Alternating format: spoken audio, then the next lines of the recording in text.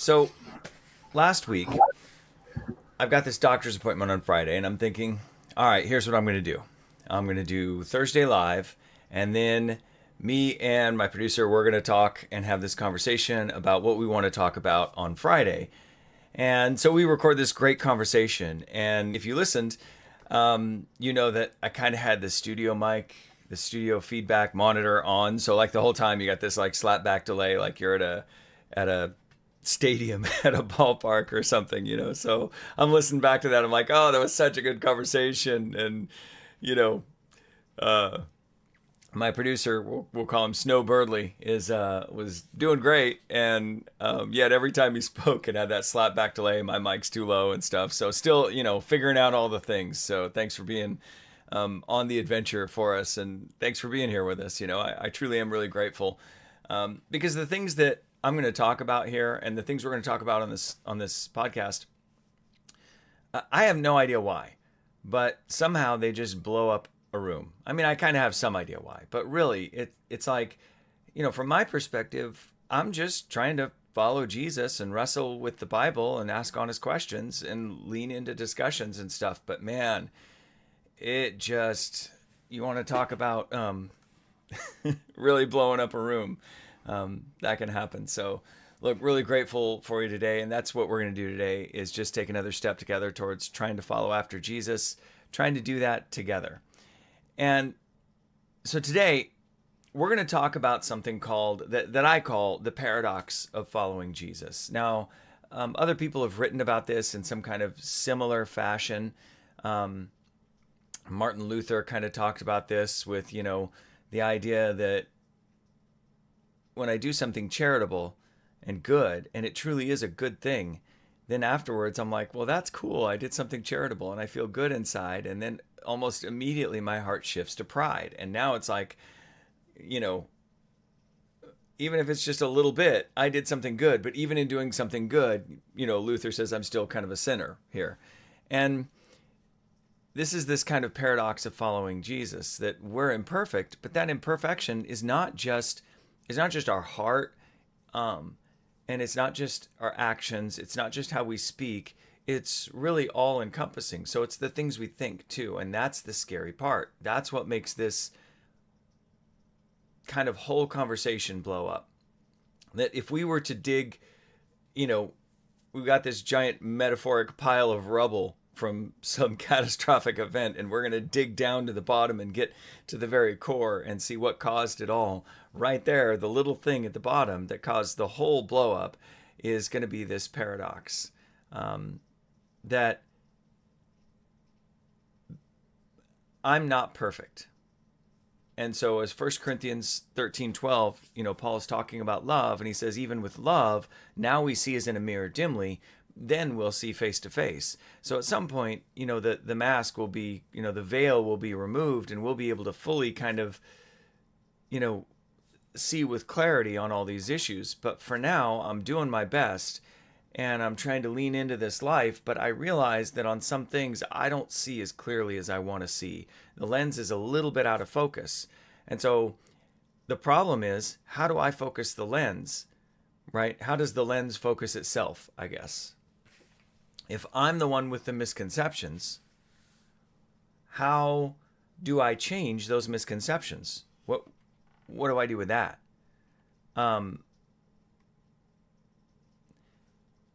If I think something is right about Jesus, I'll never reconsider it, right? Because I think it's right. And yet, if all the things that I thought were right about Jesus, then, who needs the Bible? Everyone just come talk to me. And who needs conversation? And, just put me at the top of the pile, and, all the plebs just come to me, and I'll tell you what the straight dope really is, right? But that can't be the way it works, right? We all have misconceptions about Jesus, and we don't really want to admit them to ourselves. And so then we try and do this thing where we say, well, what are the central things? And then let's not fuss with each other's misconceptions. So we've got this central space of things that we all agree about, and then we say, okay, outside of that, just don't cause a problem for people. And I'm like, well, the misconceptions are the things that God is trying to get me over, right? That's kind of the issue he's trying to resolve within me. So this paradox goes around and around and around in a circle because I'm trying to follow Jesus, but my view of Jesus is slightly out of focus. Well, what can I do to focus that lens? I can't focus it because if I knew the things that were misconceptions, if I knew where I was slightly off or whatever, I would just fix it. Or I'm a fool for knowing it's a problem and not, looking in the mirror and walking away, forgetting my own face, if you've read James. So this is the thing that splits us, but why? Well, because the moment we meet someone where we disagree, and we run into this place where we disagree, we really don't want to think, is it me? That's the one question that we kind of don't want to ask, right? When we meet a moment where we disagree, right? And why do we disagree? Because we all have on some level, misconceptions about Jesus, right? Because we're the broken, we're the imperfect, and Jesus is transforming us. And he's not just transforming our heart and our attitudes and our actions, but he's also transforming our understanding of him. In the same way that, we teach children things and we teach them kind of the children concept. And as they grow up, we teach them a more robust concept of something. And, that you can't learn anything new without changing the information you already have. But then when we run into someone else, we think, how do I get them to think what I think? Right? Our first thought isn't, could it be me? Our first thought is, they seem to be off here. Let me help them out and sort them, right? And so two things from that, right? If it's truly not us, right? So let's say we meet someone and we disagree and it really isn't us. We've got it all right. And we're not going to have a conversation. Well, that just means we're a jerk. But more often than not, when we meet someone else and we have a disagreement or we don't see Jesus the same way, we don't want to talk about it because we don't want to be the ones who might have to change their mind. That's embarrassing. It just doesn't seem to work. And so the cause of this paradox, the cause of this problem that's underneath everything, it's the problem of the problem, right? The root cause. One of its main effects is that when we disagree, we tend to turn away and double down on what we think instead of open ourselves up to God, to Jesus, and say, help me and figure me out and help sort me out on this, because I don't need to think what I think. I need to think what you think, God. That's what Jesus said. I only do what I see my Father doing. And the other thing is, and maybe this is the other reason that the conversations always blow up for me, because doing this sort of thing, people begin to wonder, are we going off the map of orthodoxy? Like, am I going to start turning towards, maybe this extreme progressive view, or am I going to go off into this weird cultish view? I don't want to do that. I want to stay right here. It's comfortable and warm because I feel like I'm in the pack with everyone else.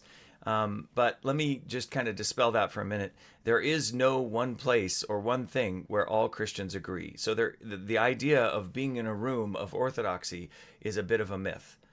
There isn't a single thing.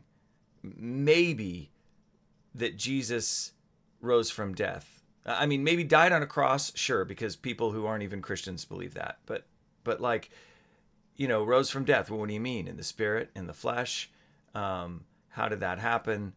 And you find all sorts of views in there, and you would be shocked about the views of mainstream Orthodox Christians. I'm not talking about the televangelists who are, trying to preach you into a new mansion.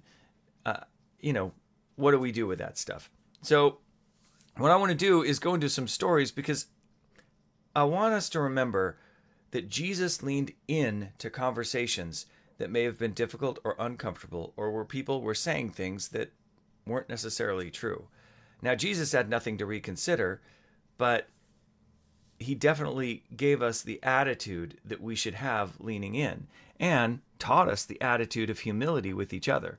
We went over Matthew 5 last week. So I want to talk about, the idea that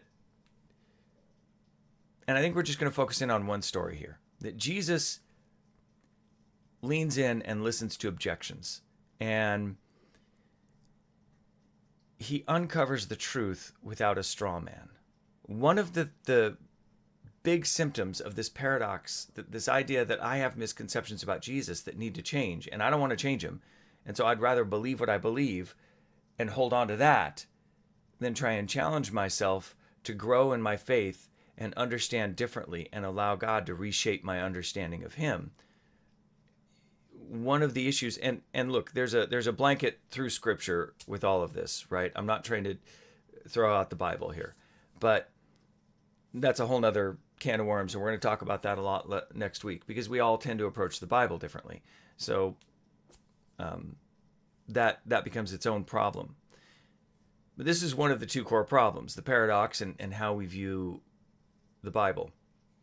And Jesus uncovers the truth without a straw man, but that's not what we do. What we want to do is find the weakest argument for the person that we're talking to, find their weakest position, and then present that as their strongest position, and then we can knock down their weakest position, or maybe even a parody of their weakest position, right? That's what we see on the internet all the time. Have you ever, you're scrolling on the internet and someone's got some meme that is supposed to attack something you think, and you look at it and it frustrates you because it doesn't represent what you actually think. It's like it doesn't. I remember for conservatives complaining about the meme that went around, if Jesus protects you from COVID, why do you need a gun? And it completely misses the entire concept of what a conservative might think about either of those issues or what was going on.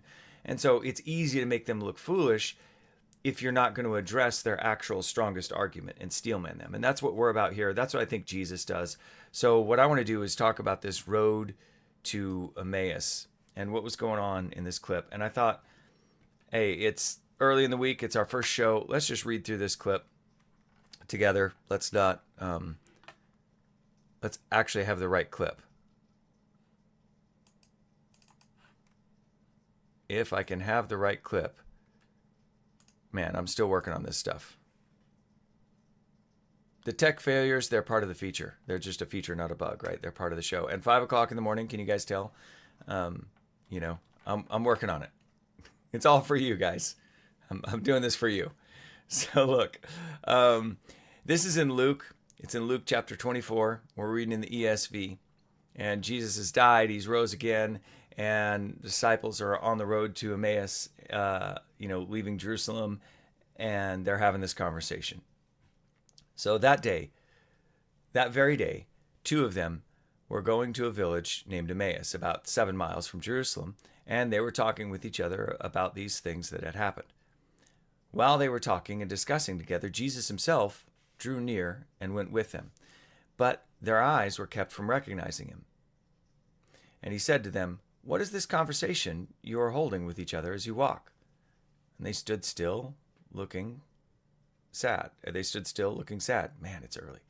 Then one of them, named Cleopas, answered him, "Are you the only visitor to Jerusalem who does not know the things that have happened here in these days? And he said to them, "What things?"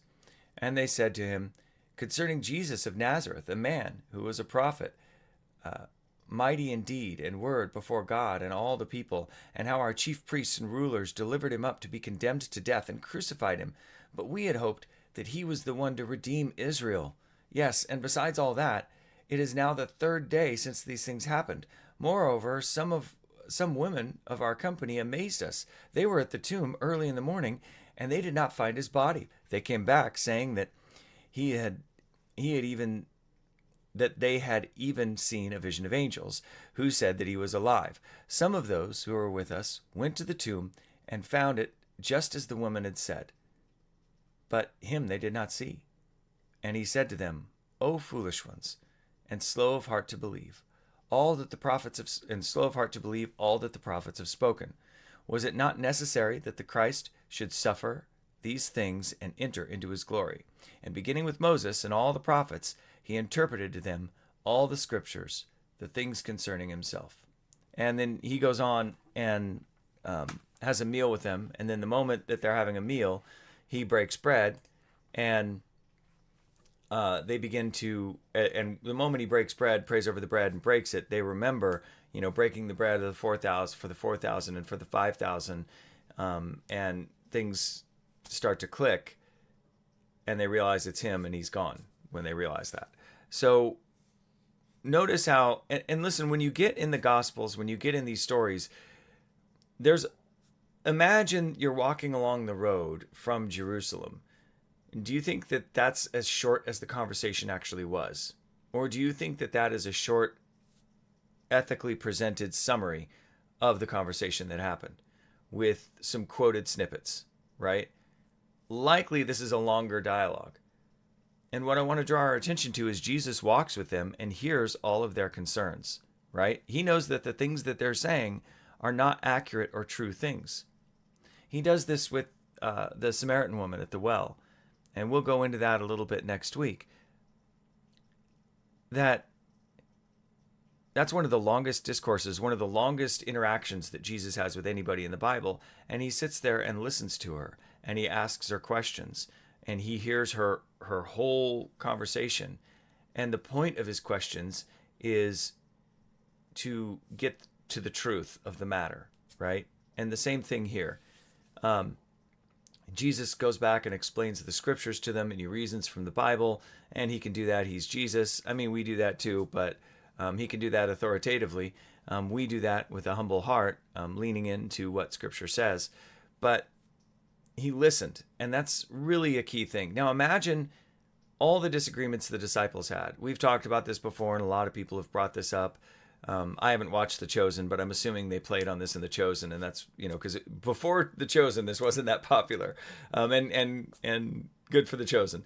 That, Simon was a zealot and Matthew was a tax collector, and those aren't necessarily friendly factions with each other. And there were all sorts of factions in Jesus' 12 disciples. But what does Jesus do? He listens.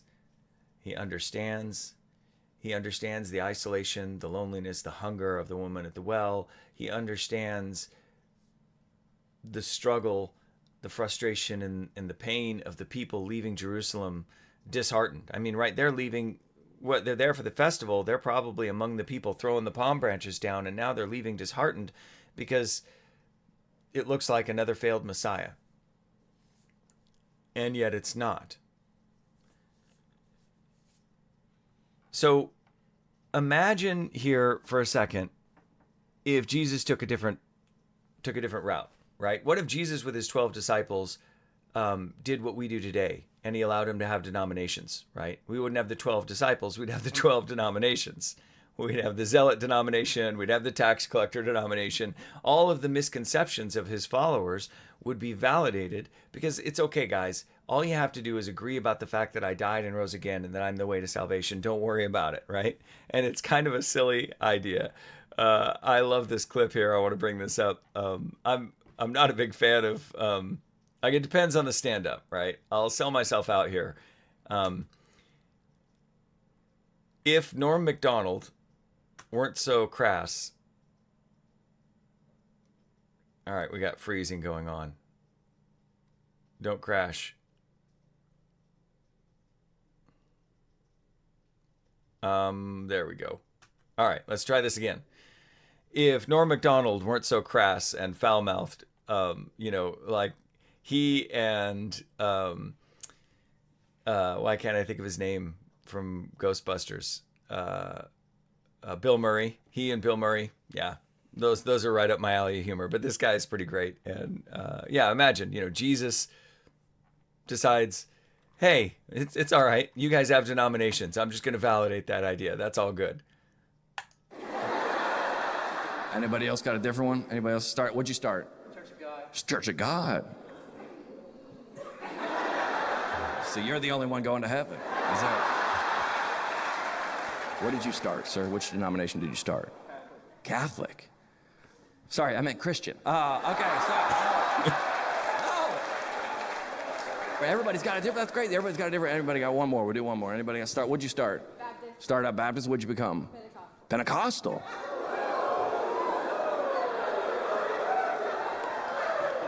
You went backwards?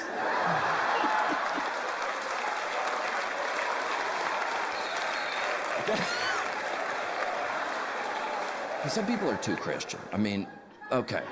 Some people, there's a lady in our neighborhood named Aunt Phyllis, and she's she's not our aunt, but she's like kind of she's like, John, it's spiritual warfare. I was like, I don't think it is, Aunt Phyllis. She's like, John, the devil is attacking me. I go, I don't think he cares that much. I was like, what's going on? She's like, I was driving home, and I'm trying to be on a diet. God told me to be on a diet, take care of my body, and the Krispy Kreme light was just flashing. It's the devil. I go, I don't think. Probably wasn't. She's like, I was like, God is omnipresent. He could be anywhere. The devil has to pick and choose the battles he's trying to fight. And you're saying greed, corporate wars, crime, politics, fraud, natural disasters. And the devil's like, not yet.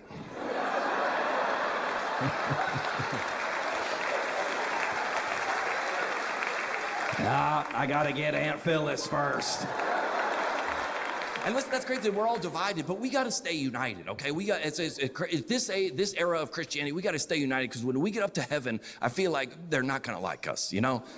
The people in heaven are not going to like people from 2024, you know? They're going to be like, we give up our firstborn child for the faith, and we're like, we give up chocolate on Wednesdays, you know? They're like, how'd you become a Christian? Like, a missionary came to my village in the 1500s. What about you? I was watching the Super Bowl and I saw He Gets Us commercial.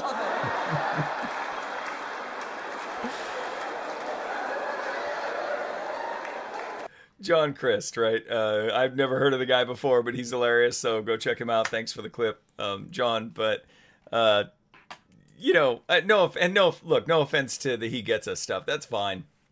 I don't hate those commercials. I know a lot of people, it's like, what could that money have been spent on? And I'm like, I don't know. I mean, I don't want to get in that debate right now, but we can talk about that sometime if you guys want.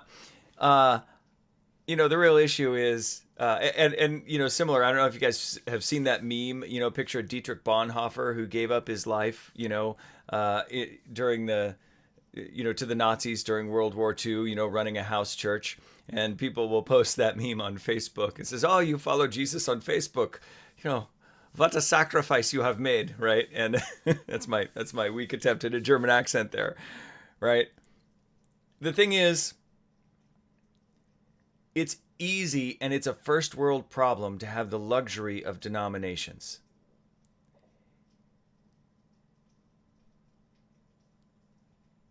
We don't want to do anything about it, because it means that we have to consider, and somebody has to consider, changing their minds.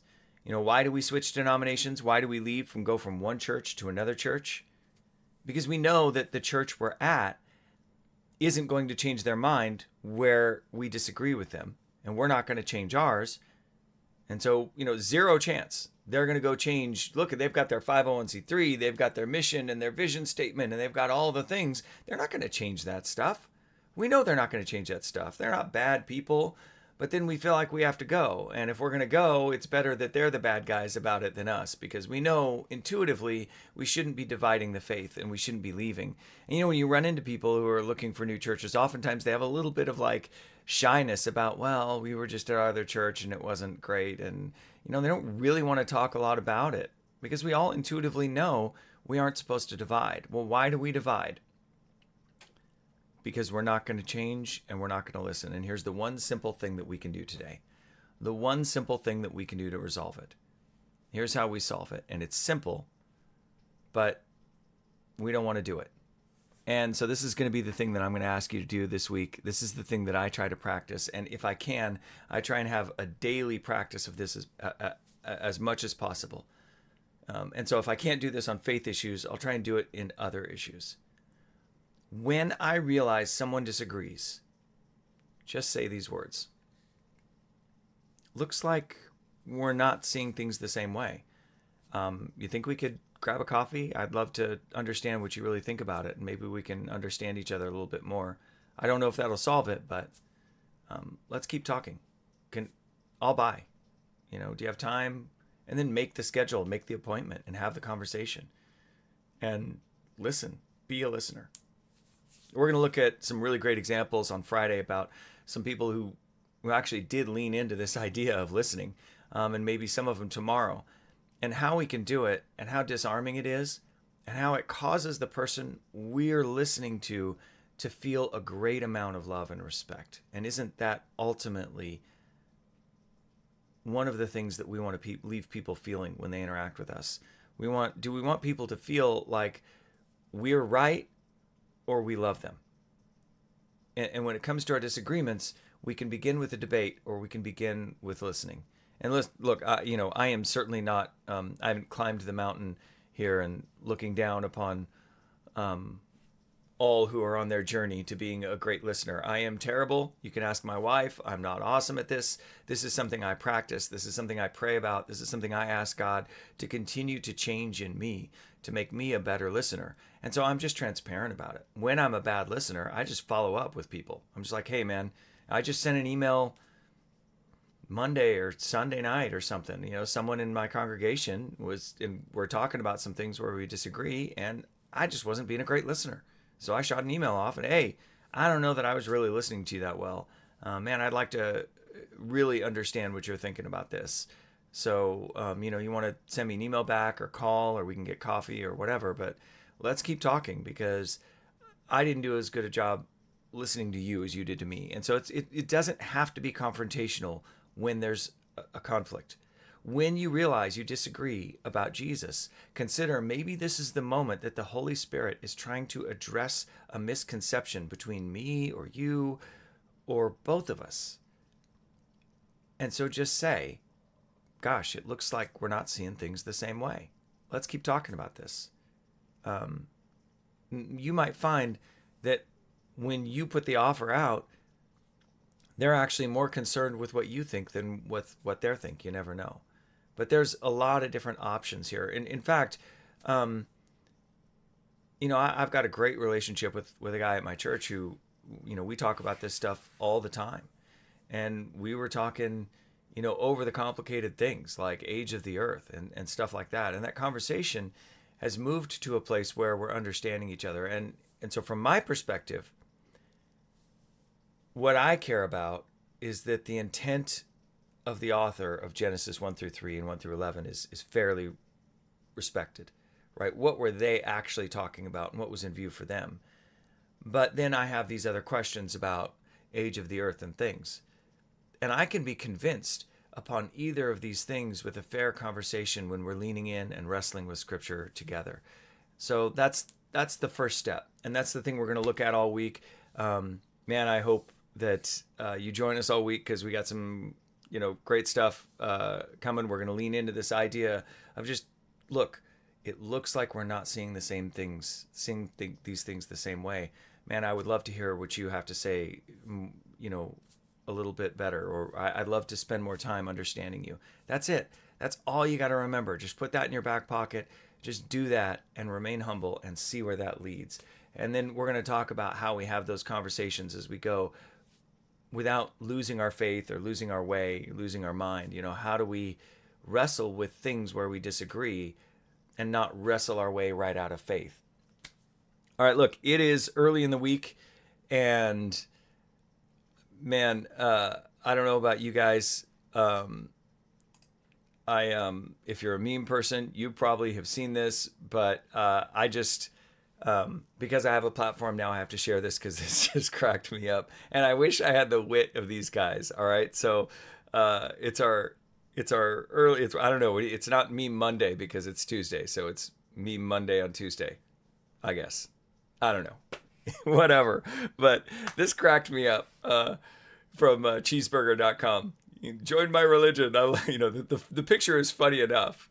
Oops, sorry, wrong number. But the reply, no, I'm listening. Please tell me more. I wish I had wit like that. Yeah, that cracked me up. Cat preacher.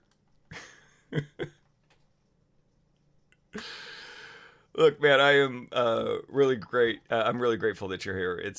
I'm really blessed that you're here. Like I said at the beginning, a lot of these conversations are conversations that, for one reason or another, I'm just trying to lean into conversations where we disagree and find more Jesus together. But to do that, you have to actually understand. We have to understand each other. You can't make peace You know, what's the saying? You don't make peace with your friends, you make peace with your enemies. And, you know, no one's my enemy for disagreeing about Jesus. But again, the fundamental mechanism is, am I willing to hear what you think? And am I willing to consider being a person who changes their mind? And if we're both willing to change our mind and we're both willing to hear what the other person says, you know, why don't we just lean in and see if between us we can find more unity over Jesus together? For some reason, man, you start talking about that thing and you start expecting that it is a Christian virtue and it is a Christian value to have to listen and understand where someone else disagrees. I don't know why, but it's that somehow we have just deified the idea that that's not the case, that we don't have to do that. And yeah, I don't know what to do about that, really. I mean, honestly, it just seems crazy to me because, but think about it this way. We don't want to hear someone because we disagree and that's non-essential and we don't have to worry about it. Well, what if God called us to help and disciple that person?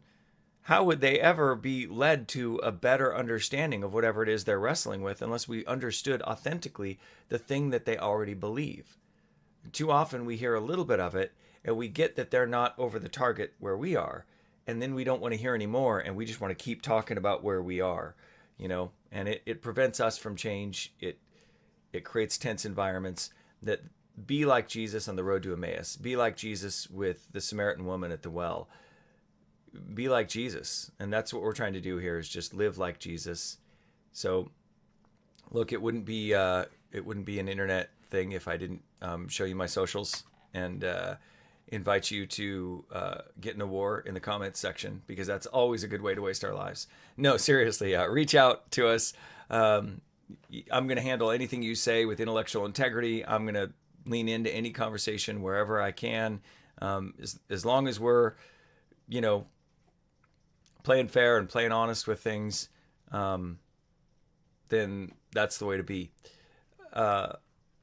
Again, really, really grateful you're here. And God, continue to remake us in the image of your Son. Continue to shape us, shape our mind, shape our hearts, shape our actions, so that the world can see more of you and more unity and more of you through us. Amen. Hey, may Jesus light your path today. See, and then I've got to have my thank you for watching going. See, I told you, man, I'm just all the internets. Have a great day.